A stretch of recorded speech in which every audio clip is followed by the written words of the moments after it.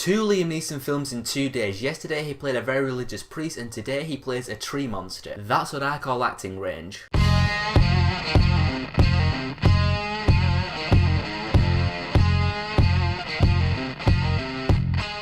A Monster Calls is the story of Connor, who's a boy living in England and his life sucks because his mother, played by Felicity Jones, has a terminal illness, she's dying, and he's also getting bullied at school and he's just struggling to deal with all this stuff. He's really sad, he's really depressed, and you really feel sorry for the guy. And then one night, a monster voiced by Liam Neeson visits him and promises to tell him some stories and eventually starts to fix his unhappy life. Now, as I was buying my ticket to see this film, the woman behind the counter said to me, "You better have your tissues ready, it's a sad one." Oh my god, was she right. This is a great movie, and I'm so surprised to actually say that. I was expecting to like it, I was not expecting to love it. If you saw the trailer and thought, oh cool, a fantasy film about a boy in a tree getting together, having a good relationship, fixing Connor's life, gonna be a really uplifting, happy movie, yeah, think again. A Monster Calls really is a drama that uses fantasy elements to propel the story along. This is a film about Connor dealing with all the horrible things in his life. His mother's got a terminal illness, I'm pretty sure it's cancer. He's struggling to deal with that fact, he's getting bullied at school, nothing in his life seems to be going right for him. And the film really is about him dealing with that stuff and how the monster helps him deal with it. It's a drama first and a fantasy film second, and the two genres intertwined and it just blends together so seamlessly and so brilliantly. The film's kind of like Bridge to Terabithia, where kids are using fantasy elements to deal with the harsh realities of reality. Only I found The Monster Calls to be a lot more emotional than Bridge to Terabithia. Bridge to Terabithia was only emotional towards the end, and Monster Calls is emotional throughout. Seriously, there are so many scenes in this film where I was just like, oh my god. Oh my god. Which is a big testament to these actors, but especially Lewis McDougall, who plays Connor, the little boy.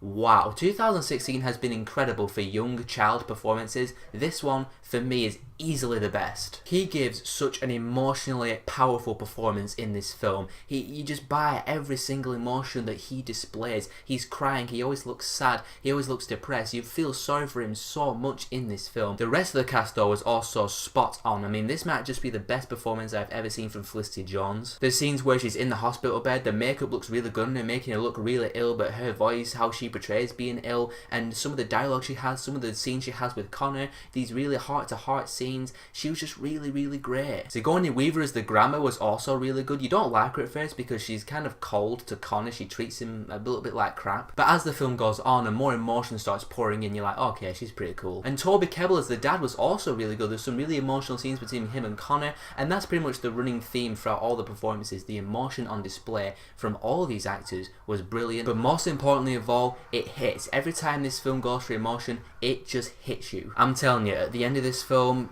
tears. I was tearing up. I didn't let it out, I held it in, but there was tears in my eyes, and it was just so great how well done this emotion was. I haven't talked about the fantasy element yet. Liam Neeson's monster, every time he comes in to talk to Connor, the CGI is flawless. It looks like he's just there. The monster comes in to tell Connor these stories about certain things that seem random at first, like witches and princes and all that kind of stuff. And the stories are shown in kind of like a 2D format. Think of the Tale of Three Brothers from Harry Potter and the Deathly Hallows Part 1, but better. Those stories were really engrossing. Liam Neeson, the voice for the monster was just absolutely perfect. I could listen to Liam Neeson talk as this character forever. It's like I said earlier, it's drama and fantasy, and the two genres mixed together seamlessly and brilliantly. One never compromises the other. It's just so natural and so brilliant. That's a great word to describe this film. Brilliant. Also, on a quick side note, there's a part of this film that's actually filmed in a town near where I live, and I've actually been to that town. It's a part with a level crossing, and I've actually been to that level crossing, so it was kind of a local-ish type movie for me, so I pretty much just had to see the film at that point. There's also a scene in the film where Connor and his dad go to Blackpool Pleasure Beach,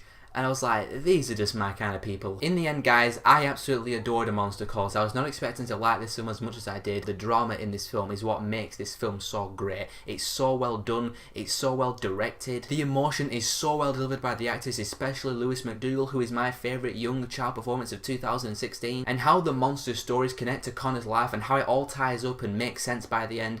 It was just a great, perfectly wrapped bow, and I mean that in a really good way. A Monster Calls is one of my favourite films of the year, and by the year I mean 2016 because I'm still counting this as a 2016 film. This is going to be on my top 10 list of 2016 for sure, because A Monster Calls is absolutely a 5 out of 5 film.